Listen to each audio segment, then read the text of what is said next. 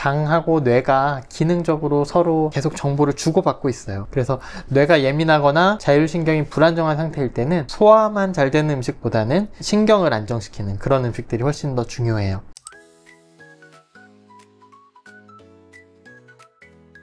원장님, 그 환자분들이 상담 중에 요즘 속이 너무 안 좋아서 죽만 먹고 있어요, 이런 얘기 많이 하시잖아요. 네. 보통은 뭔가 속을 편하게 해주는 음식 위주로 드시려고 하는데 신경이 예민할 때 이런 죽 같은 음식들, 이런 음식이 괜찮은 걸까요? 네.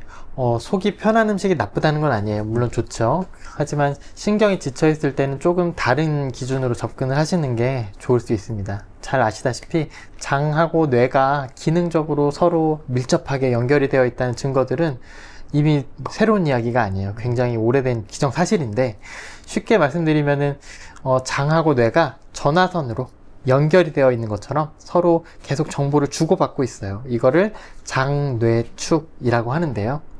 장내 환경이 불안정하면 뇌도 영향을 받습니다.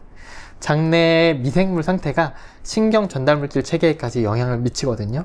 그래서 뇌가 예민하거나 자율신경이 불안정한 상태일 때는 소화만 잘 되는 음식보다는 신경을 안정시키는 그런 음식들이 훨씬 더 중요해요. 대표적인 게 트립토판이 풍부한 음식들입니다. 이거는 세로토닌, 즉 기분을 좀 안정시키는 그런 신경 전달 물질의 재료가 되는 아미노산인데요. 달걀 노른자, 바나나, 견과류, 두부 이런 데 많이 들어있어요. 구체적으로 말씀을 드리면 하루에 바나나 한두 개, 달걀 한두 개, 아몬드 한 줌 정도만 드셔도 충분해요. 이걸 뭐 먹는다고 해서 바로 기분이 좋아지는 건 아니죠. 하지만 뇌가 필요로 하는 재료를 꾸준히 공급을 해주면 당연히 자율신경계의 안정에도 도움이 되죠. 반대로 피해야 될 음식들도 많이 있어요. 예를 들면 매운 음식, 라면, 매운 라면이나 에너지 드링크, 탄산음료, 진한 커피, 카페인, 이런 자극적인 음식들은 예민해져 있는 뇌를 더 흥분을 시키는 쪽으로 작동을 해요. 그래서 피로하거나 예민하실 때는 당연히 피하시는 게 좋습니다. 실제로 이런 음식들을 이제 드시고 나서 심장이 두근거리거나 머리가 더 멍해지는 걸 아마 느끼실 수 있을 거예요. 반대로 좀 따뜻한 성질의 곡물죽이나 가볍게 익힌 채소류, 김치나 된장 같은 그런 발효 음식들은 장내 환경을 편안하게 해주고 간접적으로 신경계의 안정에도 많은 기여를 할 수가 있습니다. 편의점에서 쉽게 구할 수 있는 두유나 무가당 요거트, 견과류, 바나나 이런 것들이죠. 그렇군요. 중요한 건 속이 편하다고 무조건 죽을 먹기보다는 몸 안의 신경 리듬을 안정시켜 줄 수 있는 식단을 짜는 게 훨씬 더 도움이 된다, 이런 말씀이네요. 네, 맞아요. 사실 속이 편하다는 느낌도 결국 신경계가 이완이 되어 있을 때 느껴지는 감각이거든요. 그러니까 신경이 안정되면 속도 저절로 편해져요. 음식도 마찬가지로 장을 잘 쉬게 해주면서도 뇌에 필요한 재료를 잘 공급해 줄 수 있는 그런 식단, 이게 바로 신경이 편한 음식의 기준입니다. 식사를 하실 때도 내가 오늘 이걸 먹고 나서 편해질 수 있을까를 한 번쯤 떠올려 보세요. 예를 들어서 매운 떡볶이를 먹고 나서 속이 쓰리고 머리가 아픈 경험들 있으실 건데요. 그러한 몸의 작은 신호들을 놓치지 말고 귀 기울여서 이제 반영을 해주시면 좋다는 얘기죠. 그러니까 내 몸이 뭘 필요로 하는지 들여다보는 게 치료 못지않게 중요한 회복의 시작입니다.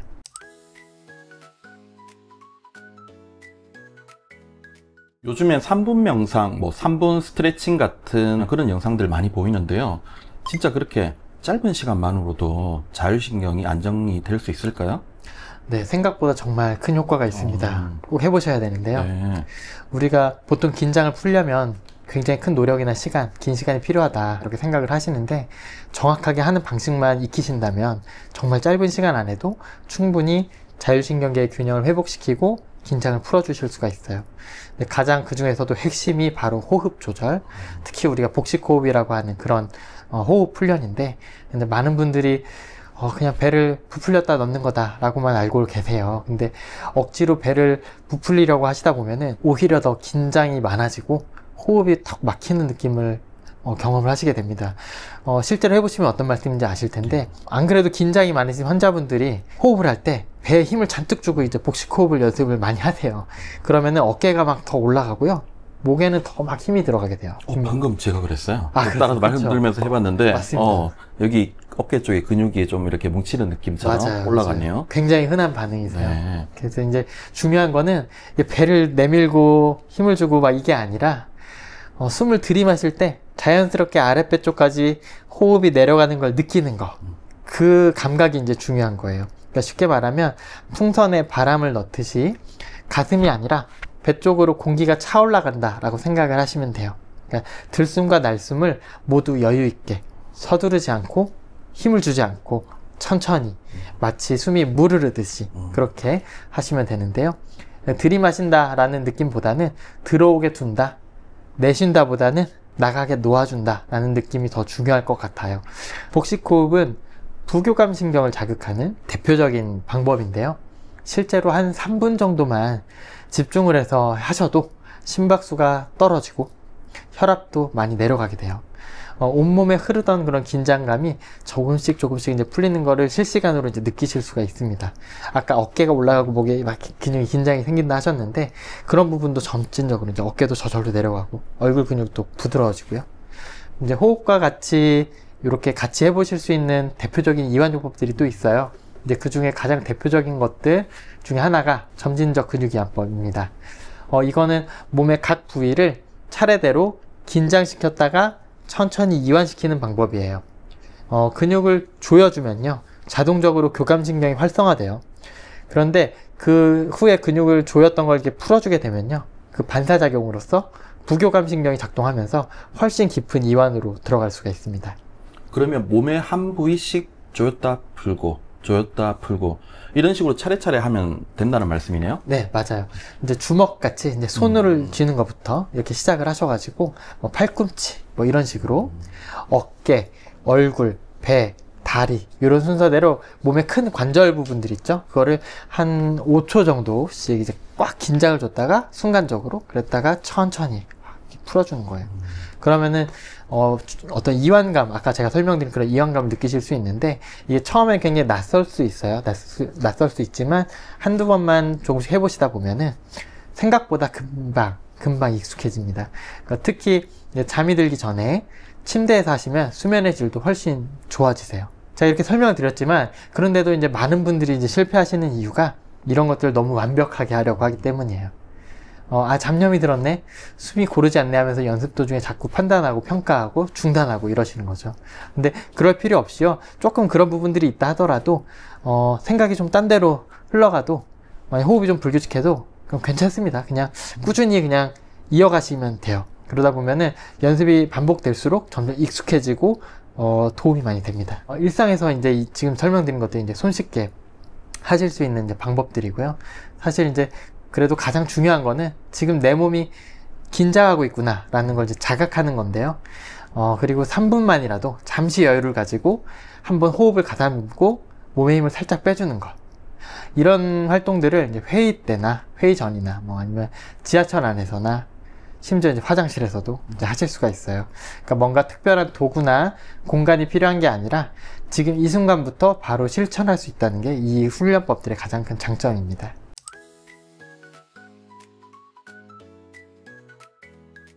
앞에서 호흡법과 이완요법에 대해서 이야기를 했는데요. 요즘 이제 스트레스 받으면 보통 명상을 좀 해봐라 라고 권하는 경우가 또 많잖아요. 근데 실제로 명상을 하려고 시도를 해보면 생각이 너무 많아서 오히려 더 불편하다 하시는 분들도 많더라고요.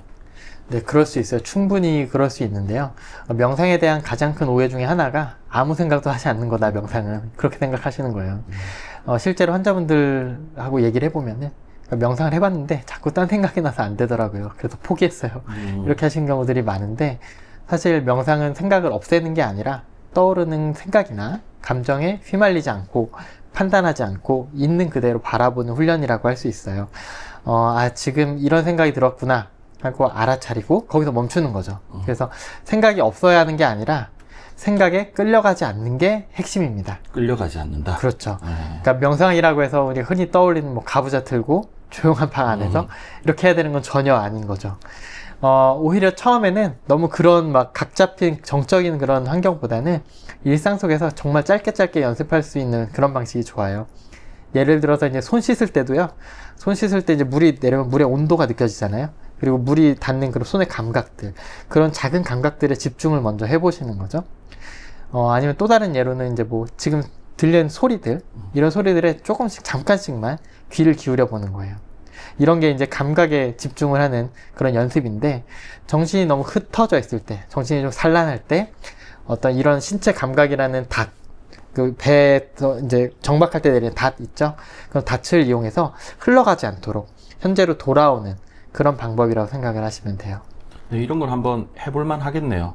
말씀하신 대로 지금 그렇죠. 이 감각을 그냥 느껴본다. 그렇죠. 이런 느낌으로. 그렇죠. 맞습니다.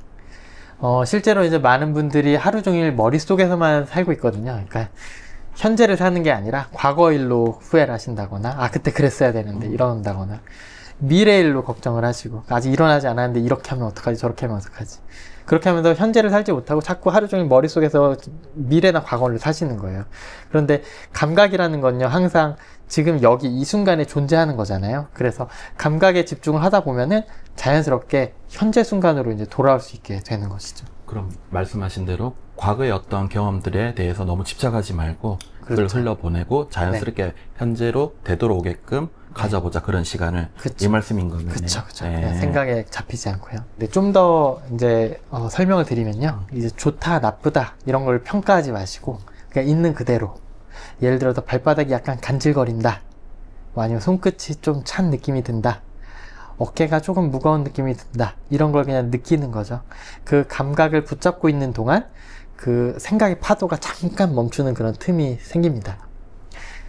다른 방법으로는 일상 속의 어떤 루틴을 명상으로 바꾸는 방법도 있어요. 쉽게 설명드리면, 그러니까 양치할 때는 양치만, 걸을 때는 딱 걸을 때만, 걸을 때 느껴지는 건 감각들이 있잖아요. 밥 먹을 때는 다 먹는 거에만, 그러니까 뭐 맛이라든지 뭐 이런 촉감, 식감이라든지 이런 거에 이제 집중을 하는 거죠. 온전하게.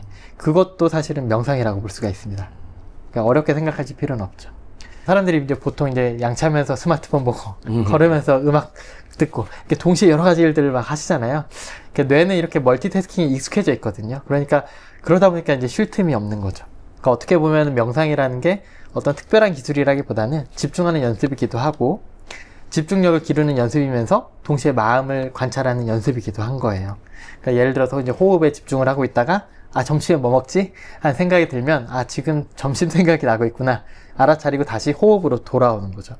이런 과정이 반복되면서 몸도 마음도 조금씩 차분해지고 자율신경도 점차 균형을 되찾게 돼요. 그러니까 명상이라는 게 결국 내 안에 반응을 관찰하는 태도를 기르는 거니까요. 그러니까 내가 지금 뭘 느끼고 있지? 어떤 생각이 들고 있지? 이렇게 자각하는 능력 자체가 신경계의 안정에 큰 도움이 됩니다. 명상은 어렵다 하는 생각부터 내려놓는 게 시작이에요. 그러니까 처음부터 너무 잘하려고 하지 않으셔도 되고, 하루에 한 번이라도 지금 이 순간 내가 뭘 느끼고 있지? 잠깐 멈춰서 자신을 들여다보는 거, 그것만으로도 이제 충분한 시작이라고 할 수가 있습니다. 그러니까 완벽한 고요함을 만들려고 애쓰지 말고 지금 이 순간에 나와 친해지는 시간으로 생각을 해보시면 좋을 것 같아요.